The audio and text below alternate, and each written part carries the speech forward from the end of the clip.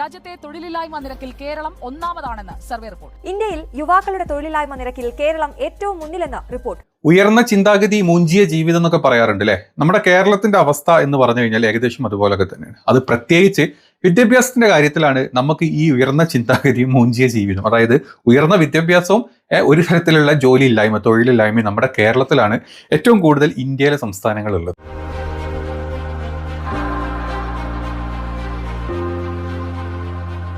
ഇന്ത്യയുടെ അവസ്ഥ എടുത്ത് നോക്കുകയാണെങ്കിൽ ഈ പറഞ്ഞ പോലെ തന്നെയാണ്. നമ്മൾ ലോകത്തിലോട്ട് വേൾഡ് മറ്റ് പല സ്ഥലങ്ങളെയും വികസിത രാജ്യങ്ങളെ കമ്പയർ ചെയ്യുമ്പം ഇന്ത്യയിലെ തൊഴിലില്ലായ്മ അതിരൂക്ഷമാണ്. പ്രത്യേകിച്ച് കഴിഞ്ഞ ഒരു 10 വർഷത്തിൻ്റെ ഇടക്ക് ആണിത് ഇത്രത്തിൽ രൂക്ഷമായി മുന്നോട്ട് പോയിക്കൊണ്ടിരിക്കുന്നത്. രൂപ മാത്രമല്ല, നമ്മുടെ പല ഇൻഡസ്ട്രികളും നമ്മൾ താഴോട്ടാണ് കുതിച്ചുകൊണ്ടിരിക്കുന്നത്. മോദിജി നിങ്ങളുടെ മുമ്പിലോട്ട് വെച്ച കുറച്ച് കള്ളക്കണക്കുകളിൽ മാത്രമാണ് നമ്മൾ മുകളിലോട്ട് കുതിക്കുന്നത്, ബാക്കിയെല്ലാം നമ്മൾ താഴോട്ടാണ്. അത് രൂപയുടെ കാര്യത്തിലാണെങ്കിലും പാസ്പോർട്ടിന്റെ കാര്യത്തിലാണെങ്കിലും നമ്മുടെ എന്താ പറയുക നമ്മുടെ ലൈഫ് സ്റ്റൈലിന്റെ കാര്യത്തിലാണെങ്കിലും ഏതൊരു ഹ്യൂമൻ ഡെവലപ്മെന്റ് ഇൻഡസ്ട്രി എടുത്ത് നോക്കിക്കഴിഞ്ഞാലും ഹങ്കറിന്റെ കാര്യം എടുത്ത് നോക്കിക്കഴിഞ്ഞാൽ നിങ്ങൾ എന്തെടുത്തോ ഒരു പെർ ക്യാപിറ്റ GDP എടുത്ത് നോക്കിക്കഴിഞ്ഞാൽ എല്ലാം നമ്മൾ താഴോട്ടേ പോയിട്ടുള്ളൂ, നമ്മൾ മേലോട്ട് പോകുന്നില്ല. ഇതാണ് സത്യം. അപ്പം നമ്മളെ കേരളത്തിനെ പറ്റിയാണ് നമ്മൾ ആദ്യം പറയേണ്ടത്. അപ്പം കേരളത്തിന് എടുത്തു കഴിഞ്ഞാൽ നമ്മുടെ എന്താ പറയുക കേരളത്തിലെ തൊഴിലില്ലായ്മയുടെ ഒരു കണക്ക് പറയാം നമുക്ക്. നമ്മൾ ഇതിന്റെ തലക്കെട്ടിൽ ഞാൻ പറഞ്ഞത്, അതായത് യുപിനേക്കാളും മുഞ്ചിയ അവസ്ഥയാണ് നമ്മുടെ കേരളത്തിൻ്റെ. സത്യമായിട്ടും ഈ തൊഴിലില്ലായ്മയുടെ കാര്യത്തിൽ നമ്മൾ അത് തന്നെയാണ്. നമ്മുടെ മുമ്പിൽ നിൽക്കുന്ന 2 പേരുണ്ട്. അത് ആരൊക്കെയെന്ന് അറിയാം? നമ്മൾ ആൻഡമാൻ നിക്കോബാർ ദ്വീപ്സും അതുപോലെ തന്നെ ലക്ഷദ്വീപും. അവിടെ പിന്നെ അവർക്ക് പല അടിസ്ഥാന സൗകര്യങ്ങളും ഇല്ലാത്തത് കൊണ്ടാണ് അവർക്ക് ജോലി സാധ്യതകൾ വളരെ കുറയുന്നതും പിന്നെ അവരുടെ കൾച്ചറും കാര്യങ്ങളൊക്കെ മാറ്റി നിർത്തി അവർക്ക് അവിടെ നിന്ന് വരാനുള്ള പല സാഹചര്യ കുറവുകളും കൊണ്ട്. പക്ഷെ കേരളത്തിന്റെ അവസ്ഥ അതല്ല. കേരളത്തിൽ 98-99% സാക്ഷരത എന്ന് പറയുമ്പം അതിൽ തന്നെ ഒരു 70%, നമ്മൾ 99 ഒന്നും പോകണ്ട, 70% ഡിഗ്രി ഉള്ള ആളുകളാണ് നമ്മുടെ കൂട്ടത്തിലുള്ളത്. ഈ ആളുകളുടെ കൂട്ടത്തിൽ ഏകദേശം 29% ആളുകൾക്കും ജോലിയില്ല എന്ന സത്യം. അതായത് 3 പേരെ എടുത്തു കഴിഞ്ഞാൽ അതിൽ ഒരാൾക്ക് എന്തായാലും ജോലി ഉണ്ടാവില്ല. ഇങ്ങനെ നോക്കുന്ന ഈ സർവേ ഞാൻ പറഞ്ഞതല്ല കേട്ടോ, ഈ സർവേയുടെ റിപ്പോർട്ട് പുറത്തോട്ട് വന്നത് നമ്മുടെ NSO national statistical office periodic labour force സർവേയുടെ PLFS പ്രകാരമാണ് ഈ തൊഴിലില്ലായ്മയുടെ കണക്കുകൾ നമ്മളിന്ന് സംസാരിക്കാൻ പോകുന്നത്.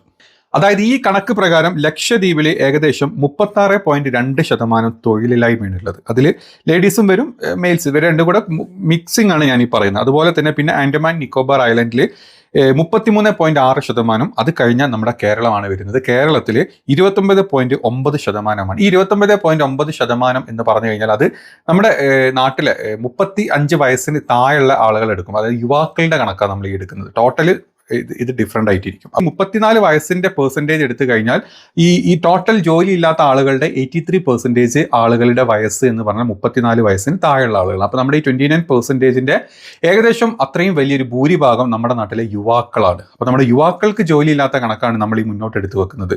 യുവാക്കൾക്ക് ജോലി ഇല്ലെങ്കിൽ ആ സ്ഥലം അല്ലെങ്കിൽ ആ ഒരു രാജ്യം ആ ഒരു സംസ്ഥാനത്തിന് ഭാവിയില്ല എന്നാണ് അതിൻ്റെ അർത്ഥം.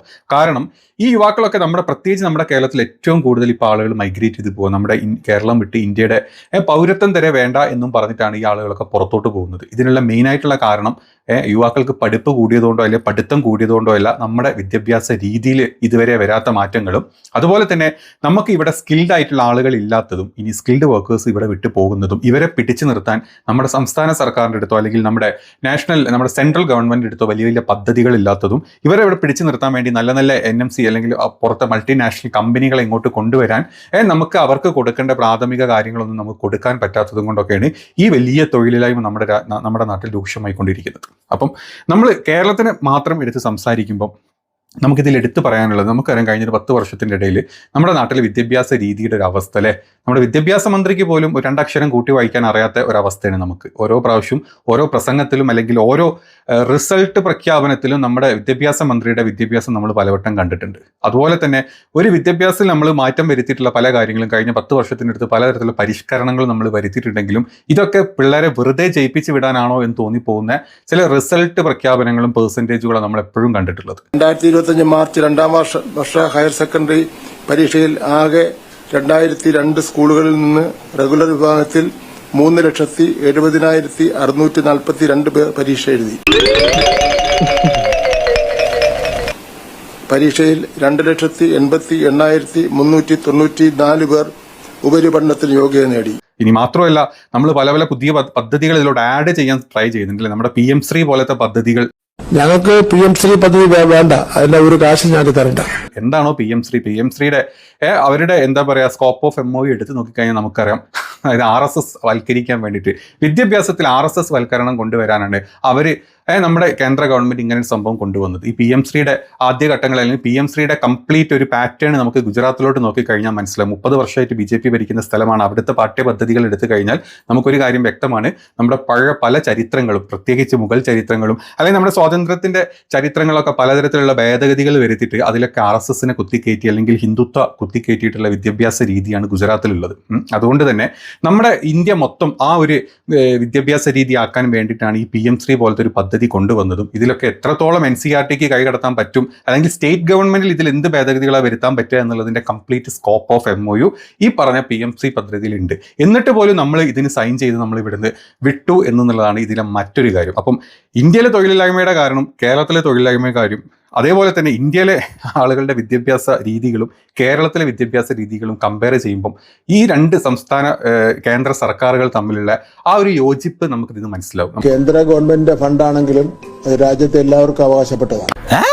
നീ അങ്ങനെയല്ലല്ലോ നേരത്തെ പറഞ്ഞത്. പൊതു കാര്യമല്ലേ, നിങ്ങളും ഈ കുട്ടികൾക്ക് ഫണ്ട് കിട്ടട്ടെ എന്നുള്ള നിലപാടെടുക്കുക. നമ്മൾ ഈ CJP എന്ന് കുറ്റം പറയുന്നുണ്ടെങ്കിലും അതിലുള്ള ഒരു വലിയ സത്യം നമ്മൾ ഓരോ മേഖലകൾ എടുത്തു നോക്കിക്കഴിഞ്ഞാൽ നിങ്ങൾക്ക് മനസ്സിലാവും. അതിലൊന്നാണ് നമ്മൾ ഈ സംസാരിച്ച വിദ്യാഭ്യാസ രീതി. ഈ വിദ്യാഭ്യാസ രീതി നമ്മൾ ലീഡ് ചെയ്യുന്നത് എങ്ങോട്ടാണ്? അൺഎംപ്ലോയ്മെന്റിൽ കേട്ടോ. ആ അൺഎംപ്ലോയ്മെന്റ് ആണ് ഇന്ത്യ മുന്നിട്ട് നിൽക്കുന്നത്. ഇന്ത്യയിൽ തന്നെ കേരളം മുന്നിട്ട് നിൽക്കാനുള്ള മറ്റൊരു കാരണം. കഴിഞ്ഞ ദിവസം നമ്മൾ കണ്ടില്ല, ഇന്നലത്തെ പാർലമെന്റ് സെഷനിൽ നമ്മുടെ എന്താ പറയുക കേന്ദ്ര ക്യാബിനറ്റ് മന്ത്രി എന്നെ എടുത്തു പറഞ്ഞു, ജോൺ ബ്രിട്ടാസ് ഞങ്ങൾക്ക് വേണ്ടി വെച്ച പാലത്തിന്റെ അളവും പാലം എത്രത്തോളം ഉപകാരപ്രദമായി എന്നുള്ളതും ആ പാലത്തിന് താങ്ങിക്കൊണ്ട് ആ പാലത്തിന് മുട്ട് കൊടുത്തുകൊണ്ട് നമ്മുടെ ഉയർന്ന വിദ്യാഭ്യാസ മന്ത്രി നമ്മുടെ ബിന്ദു ഇന്ന് വന്ന് സംസാരിച്ചതും നിങ്ങൾ കണ്ടു. അതിനെ ബിന്ദുവിനെയും കൂടെ സപ്പോർട്ട് ചെയ്ത് നമ്മുടെ MA റഹീം വന്ന് സംസാരിച്ചതും നിങ്ങൾ കണ്ടിട്ടുണ്ടാവും. അപ്പൊ തന്നെ നമുക്കറിയാം ഇവർ തമ്മിലുള്ള ആ ഒരു ബന്ധം എത്ര ആഴത്തിലാണ് എന്നുള്ളത്. നമ്മുടെയൊക്കെ നാട്ടിലെ ആൾക്കാരെ കണ്ണിൽ പൊടിയിടാൻ വേണ്ടിയിട്ട് ഇങ്ങനത്തെ പല പരിപാടികളും നമ്മൾ കാണിച്ചുകൊണ്ടിരിക്കും.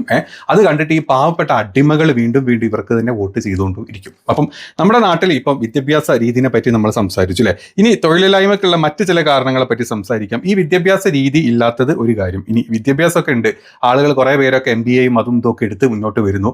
ഇതെടുത്ത് നോക്കുമ്പോൾ നമ്മൾ പഠിച്ചിട്ടില്ല നമ്മുടെ പാഠ്യപദ്ധതികളുടെ പല കാര്യങ്ങളും നോക്കുമ്പോൾ ഇപ്പോഴും 20-30 വർഷം മുമ്പ് പഴക്കമുള്ള പല കാര്യങ്ങളുമാണ് ഇപ്പോഴും നമ്മൾ പഠിച്ചുകൊണ്ടിരിക്കുന്നത്. പണ്ട് കമ്പ്യൂട്ടർ വേണ്ട എന്ന് പറഞ്ഞ അല്ലെ കമ്പ്യൂട്ടറിനെതിരെ സംസാരിച്ച ആളുകളാണ് ഇപ്പം നമ്മളെ കേരളം ഭരിക്കുന്നത്. അപ്പം കേരളം ഭരിക്കുന്ന ഈ ഗവൺമെന്റ് ഇപ്പോഴും നമ്മുടെ കമ്പ്യൂട്ടർ അല്ലെങ്കിൽ എന്താ ബേസിക് എന്താ പറയുക ഈ ഒരു രീതികളിൽ ഇപ്പോഴും ഒരു ചേഞ്ചസും നമുക്ക് വന്നിട്ടില്ല. സ്കിൽഡ് വർക്കേഴ്സ് നമ്മുടെ കൂട്ടത്തിലില്ല. വലിയ വലിയ കമ്പനികളെ ഇങ്ങോട്ട് ആകർഷിക്കാൻ നമുക്ക് പറ്റുന്നില്ല.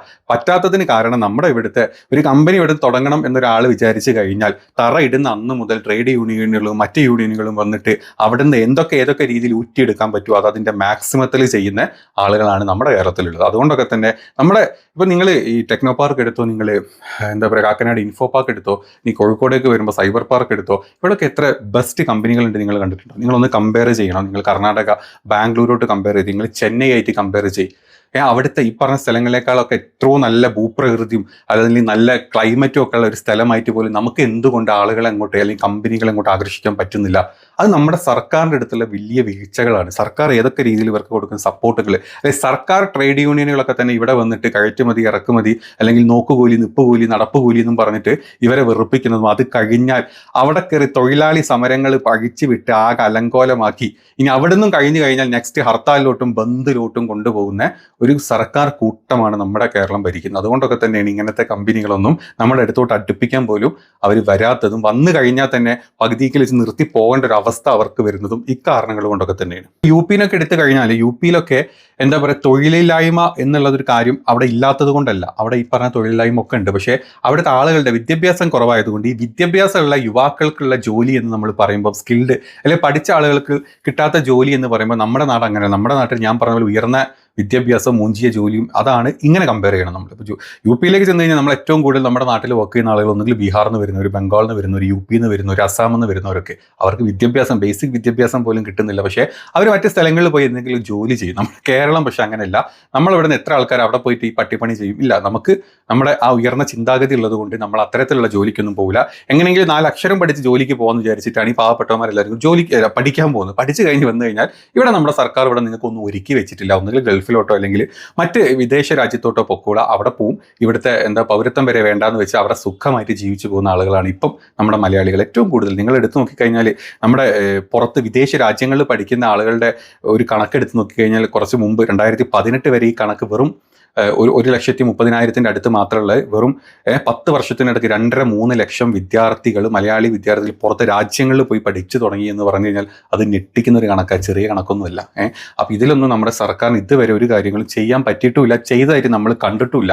കിട്ടുന്ന സമയം കൊണ്ട് നമ്മുടെ സർക്കാർ എങ്ങനെങ്കിലും അയ്യപ്പനെ പറ്റിച്ച് സ്വർണം കക്കണം, അതല്ലെങ്കിൽ കുറേ കള്ളുഷാപ്പ് ഉണ്ടാക്കണം, അല്ലെങ്കിൽ മദ്യനയത്തിൽ വരുത്തുന്ന മാറ്റങ്ങൾ, അല്ലെങ്കിൽ ഇത് വരുന്നതിന് മുമ്പ്, അല്ലെങ്കിൽ നമ്മുടെ കേരളം ഭരിക്കാൻ വരുന്നതിന് മുമ്പ് 2016 സമയത്ത് മദ്യം ഒഴിവാക്കി മദ്യമില്ലാത്ത മദ്യവിമുക്ത കേരളത്തിനെ കൊണ്ടുവന്ന് സർക്കാരാക്കും എന്ന് പറഞ്ഞിട്ട് ഇപ്പം അന്നത്തേതിനേക്കാളും കൂടുതൽ മദ്യം ഒഴുകുന്നു, മദ്യപ്പുഴ ഒഴുകിക്കൊണ്ടിരിക്കുക നമ്മുടെ നാട്ടിലൂടെ. അതുകൊണ്ട് നമ്മളെ നാടിന് പിടിച്ചു നിൽക്കണമെങ്കിൽ, സർക്കാരിന് ഖജനാവിൽ കൈയിട്ട് വാരണമെങ്കിൽ, മന്ത്രിമാർക്ക് വിദേശ ടൂറുകളിൽ പോകണമെങ്കിൽ, നമ്മുടെ നാട്ടിൽ നിങ്ങളൊക്കെ പറ്റിച്ച് നമ്മുടെ നമ്മുടെ ആരോഗ്യ മേഖല അങ്ങ് കുതിച്ചുയരാന്നും പറഞ്ഞിട്ട് നമ്മുടെ ഓരോ നേതാക്കളും അല്ലെങ്കിൽ ഓരോ മന്ത്രിമാരും എല്ലാ വർഷവും ഫുൾ ബോഡി ചെക്കപ്പ് ചെയ്യാൻ അങ്ങ് അമേരിക്കയിലെ മയോ ക്ലിനിക്കിൽ വരെ പോയ കണക്കുകൾ നമ്മൾ കണ്ടു. അപ്പം ഇത്തരത്തിൽ നമ്മളെ പറ്റിച്ചുകൊണ്ടിരിക്കുന്ന ഒരു സർക്കാരാണ് ഇപ്പം നമ്മുടെ കേരളം ഭരിക്കുന്നത്. 10 വർഷമായിട്ട് നമ്മൾ ആ രീതിയിൽ തന്നെ മുന്നോട്ട് പോകുന്നതിലൊന്നും ഒരു മാറ്റം ഇതുവരെ വന്നിട്ടില്ല.